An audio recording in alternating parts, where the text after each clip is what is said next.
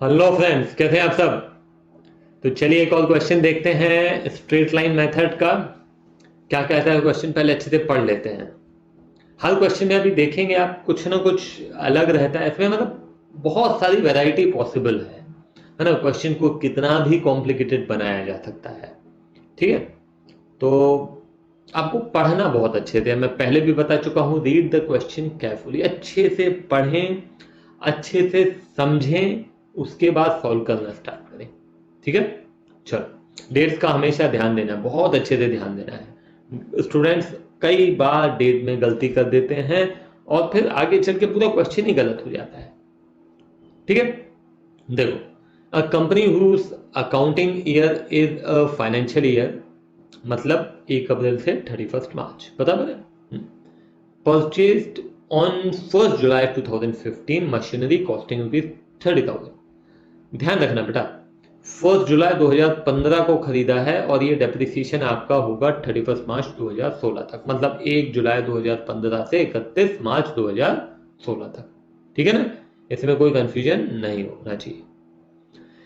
It purchase further machinery on 4 जनवरी 2016, एक और machinery खरीदी है। तो अभी अपने आप से पूछिए कि क्या ये उसी फाइनेंशियल ईयर में है या फिर दूसरे फाइनेंशियल ईयर में है। तो आंसर आएगा कि ये उसी फाइनेंशियल ईयर में, क्योंकि हमारा फाइनेंशियल ईयर कब से चलेगा, 1 अप्रैल 2015 से लेकर 31 मार्च 2016। तो ये 1 जनवरी 2016 उसी के बीच में आएगा, बराबर है, ये उसी के बीच में आना है। तो ये क्लियर है। And on 1 October 2016 costing rupees 10,000, एक और मशीनरी खरीदी, ये फिर अगले फाइनेंशियल ईयर में चली जाएगी। ठीक है, समझ में आ रही बात। On 1st April 2017, one third of the machinery installed on 4th July 2015 became obsolete and was sold for 3,000। जो मशीन हमने 1 जुलाई 2015 को खरीदी थी, उसकी 1/3 पार्ट ऑब्सलीट हो गया, आउटडेटेड हो गया, खराब हो गया, और उसे हमने बेच दिया। कितने में? 3,000 में। ठीक है, show how machinery account would appear in the books of company it being given that machinery was depreciated by fixed instalment method at 10% per what would be the value of machinery account on 1 April 2018। Step by step चलेंगे, पढ़ पूरा लिया, समझ लिया, अब step by step उसको solve करना है। कई स्टूडेंट्स केवल आगे ही नहीं बढ़ते हैं, क्योंकि क्या होगा, ऐसे तो बनेगा ही नहीं, नहीं, ये गलत अप्रोच है। यू हैव टू स्टार्ट, आप स्टार्ट करोगे, आप देखोगे धीरे धीरे क्वेश्चन सॉल्व होता चला जाएगा, है ना। ऐसे गिव अप करना अच्छी बात नहीं है। ठीक है, आप एटलीस्ट ट्राई करो, स्टार्ट करो। कई स्टूडेंट्स का मैंने देखा है कि अप्रोच ये रहती है कि स्टार्ट ही नहीं करना, अरे तो बनेगा ही नहीं, है ना। ये दिक्कत वाली बात है, ये मेरे को लगता है आगे चल के लाइफ में भी ये बात प्रॉब्लम देगी कि यार छोटी सी प्रॉब्लम आई, सॉल्व करने से पहले ही हार मान गए। ठीक है, तो देखो यहाँ पे अब क्या करेंगे हम।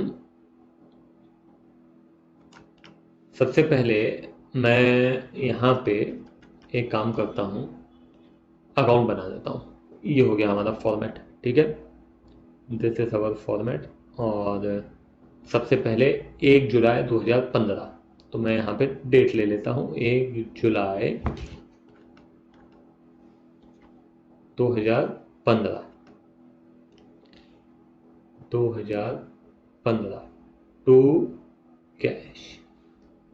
ठीक है, कितने की मशीन खरीदी? 30,000 की। ये लो 30,000 की मशीन। ठीक है, अब आपको ईयर एंड करने से पहले पूछना है कि यार इस साल में और भी कुछ हुआ क्या, तो बिल्कुल हुआ है। 1 जनवरी 2016 इसी फाइनेंशियल ईयर में आएगा। 1 जनवरी 2016 को एक और मशीनरी खरीदी, कितने की? 10,000 की। ये लो 10,000 की। ठीक है, नहीं सॉरी, 20,000 की, ये तो मैं गलत देख लिया, 20,000 की।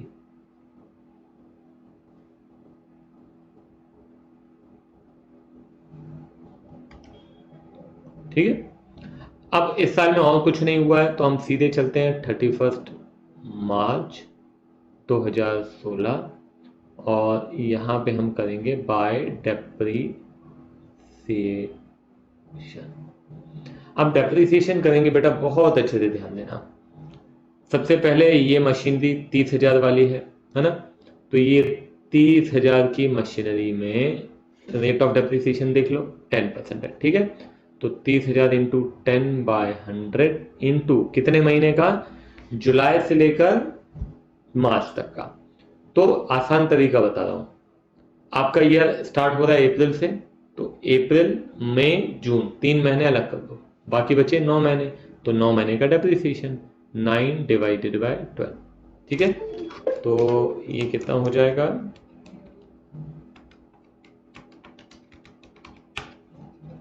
ये हो जाएगा 2250, ठीक है ना। ये मशीनरी पहली वाली। फिर दूसरी मशीनरी 20,000 इंटू 10/100 इंटू, अब इसमें कितने महीने, जनवरी फरवरी मार्च 3 महीने, बराबर है। तो 3/12, तो कितना हो जाएगा, ये मेरे ख्याल से 500 होना चाहिए, 500। तो ये लो 500, ये हो गया 2750, ठीक है। और ये बाय बैलेंस कैरी डाउन। अभी ध्यान देना, अभी यहाँ पे मैं लिख देता हूँ, ये आपकी M1 है, M1 मशीन, और ये आपकी M2। M1 जो है 30,000 में से 2250 माइनस कर दो ना, 30,000 माइनस 2250, तो ये हो जाता है 27750। और M2 20,000 माइनस 500, ये हो गया 19,500, ठीक है ना। अब आप खाली बैलेंसिंग करना है तो balancing is not a big deal, आपको सीधा 50,000 यहाँ लिखा, और यहाँ पे भी आप ये माइनस कर दो, 50,000 माइनस 2750, ठीक है। तो आ रहा है 47250। तो ये आपका इसका टोटल भी इतना ही आना चाहिए 47250। अगर नहीं आ रहा है ना तो मतलब गलत है, ये ध्यान रखना, 47250, ठीक है। तो ये 50,000 इधर हो गया एंड इट्स डन, है ना। अब मैं इसको यहां पे ले आता हूं 1 अप्रैल एंड 16, ठीक है। क्या लिखना है, टू बैलेंस ब्रॉड डाउन, ठीक है। M1 एंड M2, M1 है 27750 एंड M2 इज 19,500, ठीक है। अब आ जाओ इस साल में क्या हुआ है। 1 अक्टूबर 2016 को हमने एक और मशीन खरीदी 10,000 की, अक्टूबर 2016 को, ध्यान देना। अब आपको देखना है कि 1 अप्रैल 2016 से लेकर और 31 मार्च 2017 के बीच में क्या हुआ है। तो 31 मार्च 2017 के बीच में एक ही चीज दिख रही है, यह है 1 अक्टूबर 2016 का। ये जो ट्रांजैक्शन है ये तो 1 अप्रैल 2017 का है, तो वो तो इस फाइनेंशियल ईयर में आएगा नहीं। हमको कब से कब तक का देखना है बेटा, ध्यान देना। डेट्स में इसलिए बहुत ज्यादा एम्फोसिस दे रहा हूं क्योंकि बच्चे गलती करते हैं। मैं कह रहा हूं कि 1 अप्रैल 2016 से 31 मार्च 2017 के बीच में क्या क्या हुआ है। तो बेटा एक ही चीज हुई है,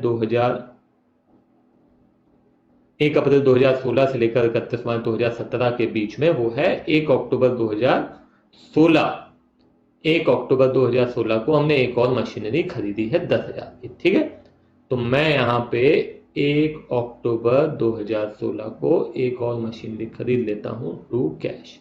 यहाँ पे बैलेंस में लिख देता हूँ 47250, और ये मैंने ले लिया 10,000, ठीक है। कोई दिक्कत है, कोई दिक्कत नहीं है। अब क्या करूं मैं, अब यहाँ पे मैं कुछ नहीं करूंगा, सीधे डेप्रिसिएशन करूंगा, ठीक है।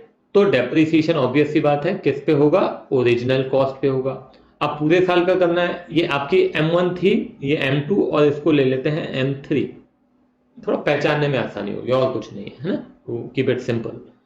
तो अभी मैं क्या करूंगा, डेप्रिसिएशन। तो सबसे पहले इस साल की बात करें तो इस साल में ये मशीनरी हमारे पास पूरा साल रही है ना, M1 1 अप्रैल से 31 मार्च, तो पूरे साल का डेप्रिसिएशन होगा। इसका ओरिजिनल कॉस्ट है 30,000, तो 30,000 का 10% कितना होता है, 3,000।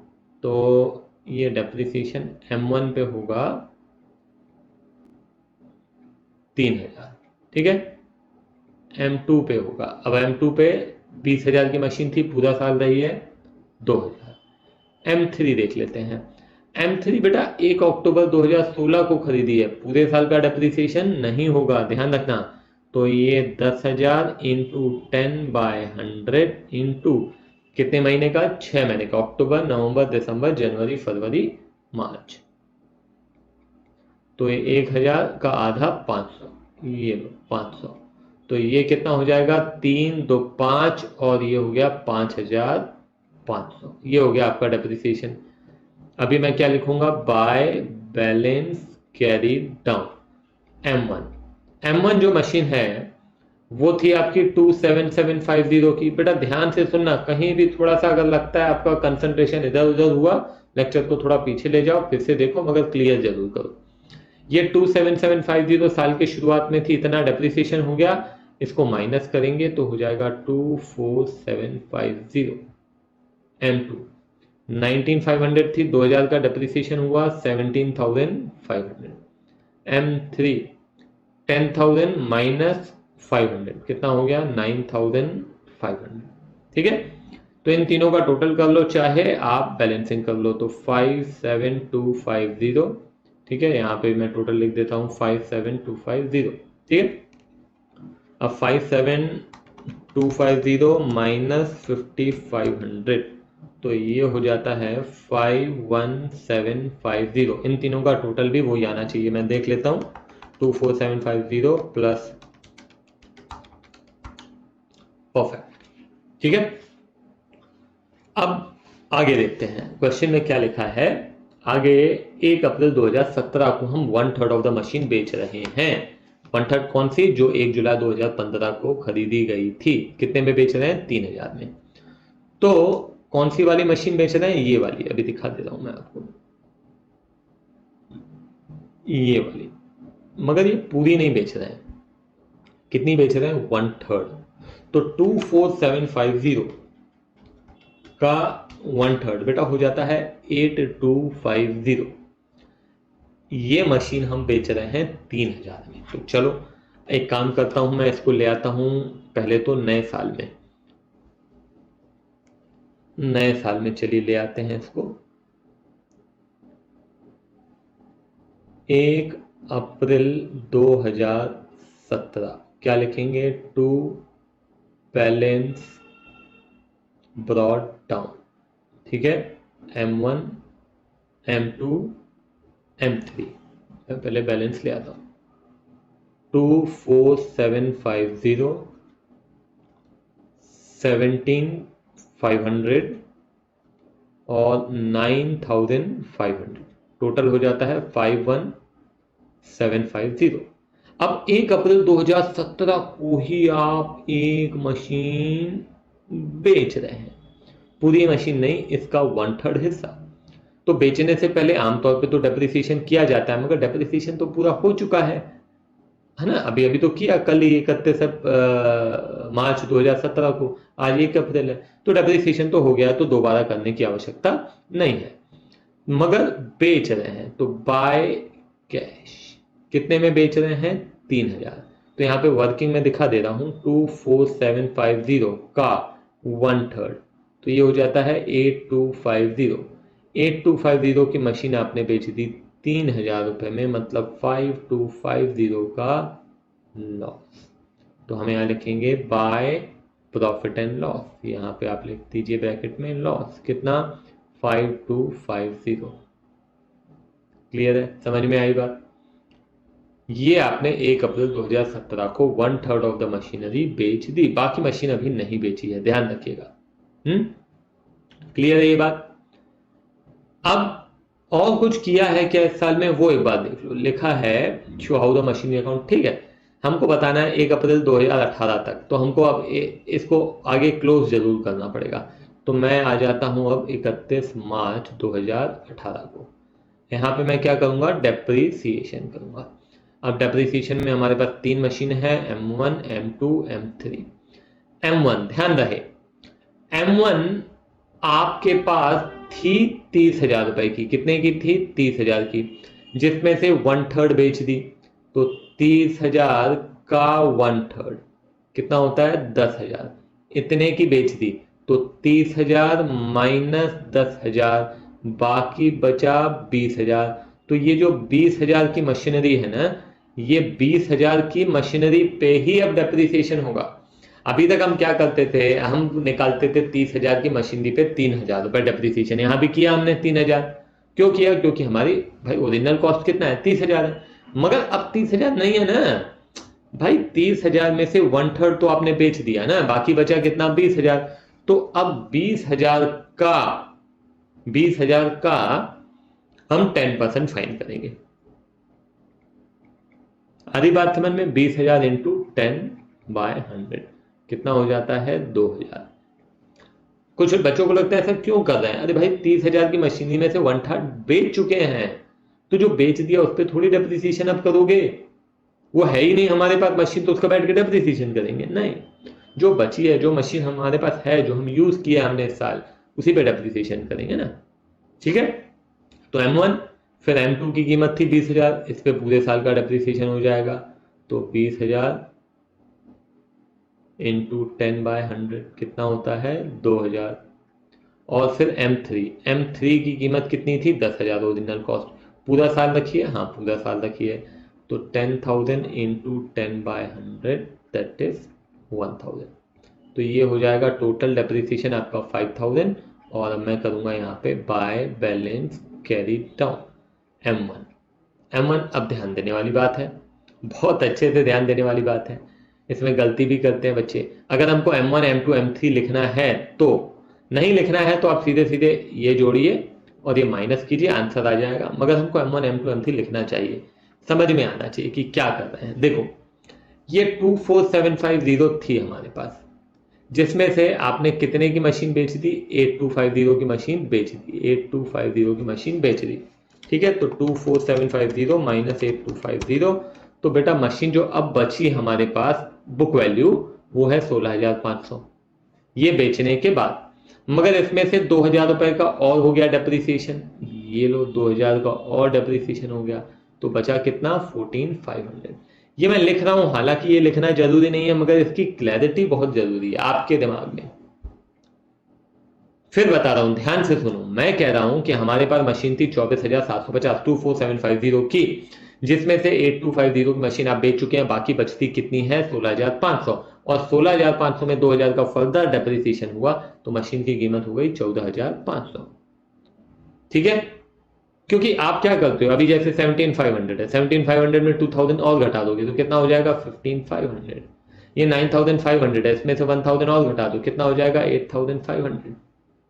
तो वैसे ही इसकी मशीन जो है, इसमें से 8250 तो हमने बेच दी, तो बाकी बची कितनी, 16,500। ऐसा करना नहीं है यहाँ पे, मैं आपको बता रहा हूँ, समझा रहा हूँ।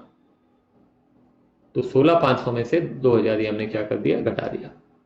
बस अब क्या करें, अब इसका टोटल कर लो चाहे आप, और आप चाहे तो 51750, यहाँ पे मैं लिख दे रहा हूँ 51750 और माइनस कर देते हैं। कैलकुलेशंस हैं बेटा, इसमें आपको जोड़ना घटाना ये सब अच्छे से बनना चाहिए। 38,500। अब मैं टोटल करके देख लेता हूँ कि इसका आंसर आता है ये कि नहीं, 38,500। तो एक बार आंसर टैली भी कर लेते हैं क्या हुआ है। देखो, सबसे पहले ये मशीनरी का आखिरी बैलेंस है मेरे ख्याल से, 14,500, 15,500 एंड 8,500। देखो 14,500, 15,500 एंड 8,500। ठीक है, इन्होंने भी बताया है। उसके बाद आते हैं 31 मार्च को 2016 को जो डेप्रिसिएशन है वो 2,750 है, ये लो 2,750। फिर 2017 में 5,500, ये लो 5,500। और 2018 में 5,000, 2018 में ये 2018 में 5,000 है ना। और sale of, loss on sale of machine 5,250 लिखा है, ये 5,250 लिखा है। ठीक है, तो ये भी हो गया। बैलेंस है 38,500, ये बैलेंस है 38,500। ठीक है ना। तो बेटा प्रैक्टिस चाहिए, ये चैप्टर थोड़े से आपसे ज़्यादा एफर्ट्स मांगता है, ज़्यादा प्रैक्टिस मांगता है, ज़्यादा ब्रेन मांगता है, ज़्यादा कैलकुलेशन मांगता है, ज़्यादा फोकस मांगता है। तो ध्यान दीजिए, अच्छे से मेहनत कीजिए, प्रैक्टिस कीजिए। शुरू में थोड़ी दिक्कत होगी, जल्दी हार नहीं माननी है, थोड़ा ध्यान देना है, इत्मीनान से कीजिए, स्पीड कम कीजिए, जल्दबाजी में नहीं। ये चैप्टर जल्दबाजी में नहीं करना है। Give your time, take your time. ठीक है, लेक्चर है आपके पास, दोबारा देखिए, कोई दिक्कत नहीं है, मगर कंसेप्ट क्लियर करिए। ठीक है, चलो बाय बाय, फिर मिलते हैं अगले क्वेश्चन में। अगला क्वेश्चन ट्राई करो, मैं कहूँगा, है ना। नहीं बनता लेक्चर आपके पास है, मगर एटलीस्ट आप ट्राई कीजिए। चलो बाय बाय।